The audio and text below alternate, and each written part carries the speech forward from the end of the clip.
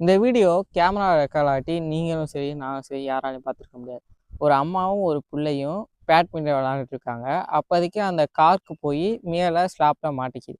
அதனால் அவங்க அம்மா ஏணியை வச்சு அந்த கார்க்கை எடுக்க பார்க்குறாங்க. அப்போதைக்கு அந்த ஏணி கீழே விழுந்துடுது.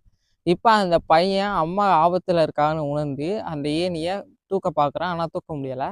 ஆனால் அவன் முயற்சி பண்ணி அந்த ஏணியை தூக்கி அவங்க அம்மாவை காப்பாற்றிடலாம். இந்த விஷயம் நடக்கிறதுக்கு முன்னாடி யாராச்சும் அந்த பையன்கிட்ட உன்னால் ஏணி தூக்க முடியாதுன்னு சொல்லியிருந்தா அந்த பையனால் அந்த ஏணி தூக்கியிருக்கவே முடிஞ்சிருக்காது. ஏன்னா அவனே பலவீனமாக நினச்சிருப்பான். இதே மாதிரி தான் நம்ம ஒரு விஷயத்த செய்யும்போது 0.01% உன்னால் முடியாதுன்னு சொன்னாலும் நம்ம அது முடியாதுன்னு நம்மளாக நினச்சிப்போம்.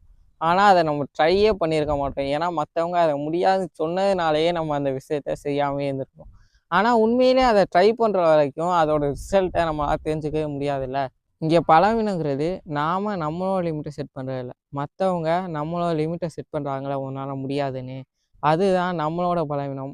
அவங்க சொல்கிறத கேட்டுட்டு நம்மளால் முடியாதுன்னே டிசைட் பண்ணுறது அதோட மிகப்பெரிய பலவீனம். ஏன்னா இங்கே மற்றவங்க முடியாதுன்னு சொல்கிறத கேட்டு நம்ம முடியாதுன்னு நம்மளே நினச்சிக்கிறோம். ஆனால் மற்றவங்க சொல்கிறத கேட்காம உண்மையான எஃபர்ட் போட்டால் மற்றவங்க முடியாதுன்னு சொல்கிறதையும் நம்மளால் முடிச்சு காட்ட முடியும்.